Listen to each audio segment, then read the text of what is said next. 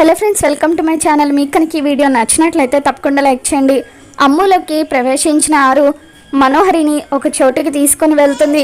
ఇక్కడికి ఎందుకు తీసుకొచ్చావు అమ్ము అని చెప్పి మనోహరి అడుగుతూ ఉంటే, ఇక అప్పుడు డిక్కీలో ఉన్న ఒక సూట్ కేసుని అమ్ము మనోహరికి చూపిస్తూ, ఆ సూట్ కేసులో నీ బట్టలు వస్తువులు ఉన్నాయి, ఇట్నుంచి ఇటే మా ఇంటిని వదిలేసి వెళ్ళిపో, లేదంటే నీ అంతు చూస్తాను అని చెప్పి అలా అమ్ము మనోహరికి వార్నింగ్ ఇచ్చి అక్కడి నుండి వెళ్ళిపోతుంది. కొద్దిసేపటికి ఆరు గుప్తా ఇద్దరు కూడా గార్డెన్లో మాట్లాడుకుంటూ ఉండగా అప్పుడు మనోహరి కారులో ఇంటికి వస్తుంది. ఇదేంటి మళ్ళీ ఇక్కడికి వచ్చిందని చెప్పి ఆరు అనుకుంటూ ఉంటుంది. ఏ మనోహరి అని చెప్పి ఆరు అలా అరుస్తూ ఉంటే మనోహరి ఇంట్లోకి వెళ్లకుండా డైరెక్ట్గా ఆరు దగ్గరికి వస్తుంది.